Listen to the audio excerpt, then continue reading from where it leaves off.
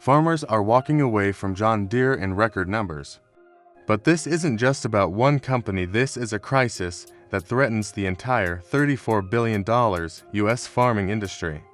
In this video, we're breaking down why farmers are abandoning John Deere for the first time in history, how corporate greed is crushing small farms, and how the global takeover could push American agriculture to the brink. Let's dive in.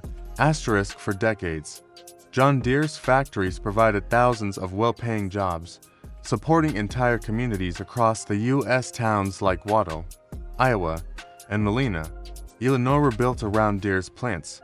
But today, many of those jobs have vanished. Since 2015, John Deere has laid off over 4,500 workers from its U.S. factories. The economic impact was immediate and devastating. Local businesses that once thrived, restaurants, grocery stores, small shops, now struggle to stay afloat as their customer base disappears.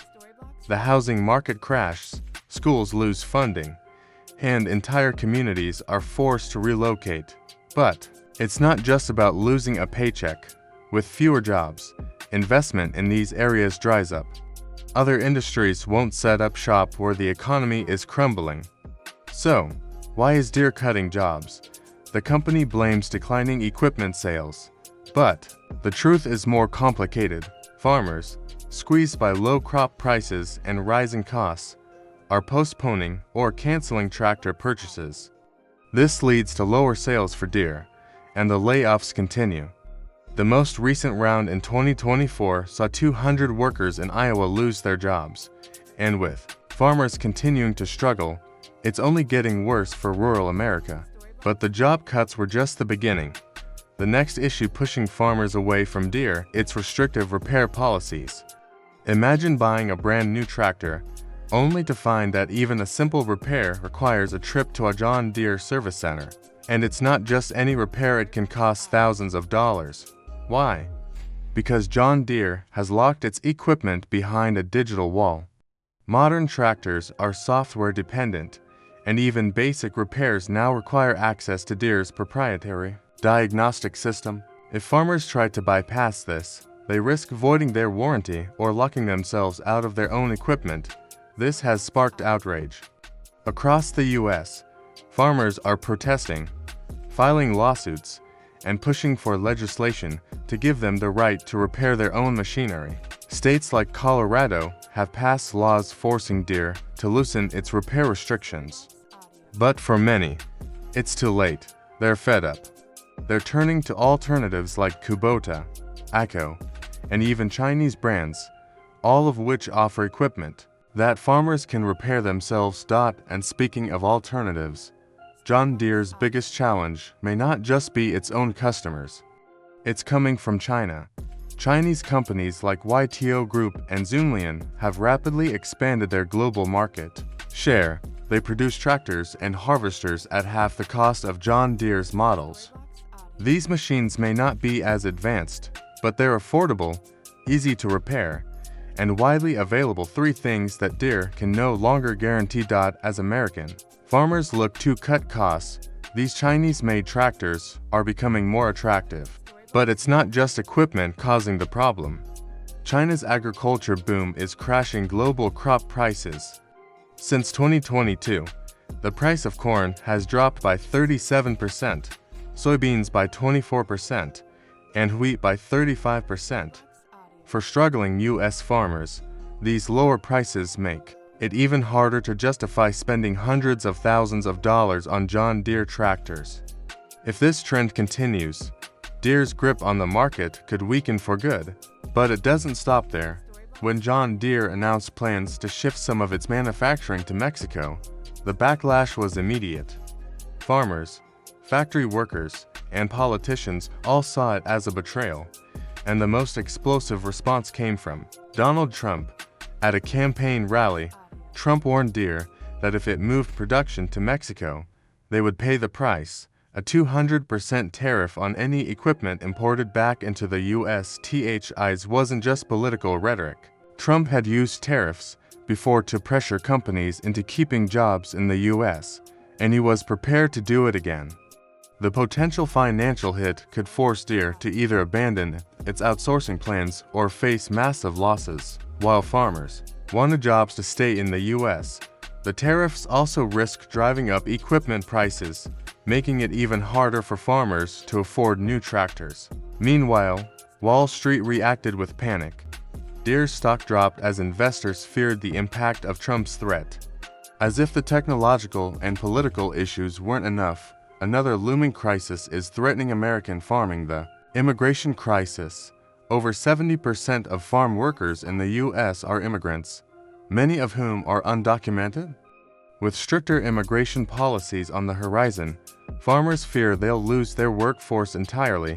Without immigrant labor, crops may go unharvested, leading to massive food shortages and skyrocketing prices. The problem is already happening in states like California, Florida, and Arizona, where some farms have been forced to leave crops rotting in the fields to labor shortages. For John Deere, this presents another challenge.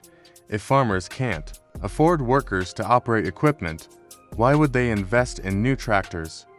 It's a vicious cycle. Fewer workers, fewer tractor sales. The industry is already struggling with financial and workforce shortages, and this crisis could drive the final nail in the coffin for Deere. Farmers have long depended on U.S. crop exports, but that's no longer a guarantee. China's self-sufficiency strategy has disrupted global trade, and U.S. farmers are feeling the pinch. Demand for American crops has plummeted as China invests billions into its own agricultural sector. With fewer buyers, U.S. farmers are forced to sell at lower prices, often just to cover production costs. Add in skyrocketing input costs for fertilizers, fuel, and machinery, and it's no wonder that many farms are shutting down or consolidating with larger corporations. The foundation of American agriculture is crumbling under the weight of global competition and rising costs. And while corporate control and trade wars reshape the farming landscape, climate change is making it even harder for farmers to survive. Extreme weather events, droughts, wildfires, floods are becoming more frequent, more intense, and more destructive. In the Midwest, historic droughts have left fields unproductive, while hurricanes have wiped out crops in the South. These extreme conditions are pushing farmers to the brink, making it harder to predict yields or plan for the future. Climate change is also altering long-term farming conditions. Pests and plant diseases are spreading to regions once considered safe. As farmers are forced to spend more on pesticides and disease prevention, their costs skyrocket. And not every farmer can afford the investments needed to adapt to these new realities. Once, family farms were the backbone of American agriculture. But in the last more than 40 years, over 50% of small farms have disappeared. Today, large agribusinesses and corporate farming giants control more of the land and resources.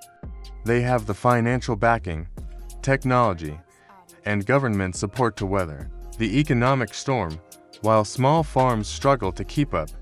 These corporations are driving the industry towards automation and consolidation, squeezing out independent farmers who can't afford the same advantages. The result: fewer companies control more of the food supply. Prices, production methods, and even the crops grown are dictated by a handful of powerful corporations. Small farmers are losing their autonomy, and if this trend continues, the future of farming will be controlled by just a few multinational companies. Despite these challenges, some farmers are finding new ways to survive. Direct-to-consumer sales, farmer cooperatives, and regenerative farming practices are growing in popularity. By selling directly to consumers, farmers can set their own prices, cut out the middleman, and build stronger relationships with buyers. Farmer cooperatives are pooling resources to share equipment and reduce costs, while regenerative farming focuses on sustainability and long-term land health. These alternative models offer hope for small farmers, but they also come with challenges. Direct-to-consumer sales require marketing and logistical skills. Cooperatives demand collaboration and leadership, and regenerative farming may take years to see financial returns. Still, these innovations represent a potential path forward for small farmers in an increasingly corporate-dominated industry. The American farming industry is facing its greatest crisis in decades. Economic pressures, corporate control, global competition, and climate change are converging to create an uncertain future. But is farming doomed, or can it be saved? The answer lies in policy reforms, technological innovation, and a shift in how we view food production. Government programs that support small farmers, better trade agreements, and accessible technology could level the playing field. Strengthening the workforce and addressing labor shortages are key to keeping farms running. If we act now, farming can survive and even thrive. The future of American agriculture depends on the choices we make today. So, what happens next? Can John Deere recover? Or is this the beginning of the end? Will small farms survive? Or is corporate farming inevitable? Drop your thoughts in the comments. If you found this insightful, like and subscribe for more deep dives. Thanks for watching, and see you in the next one.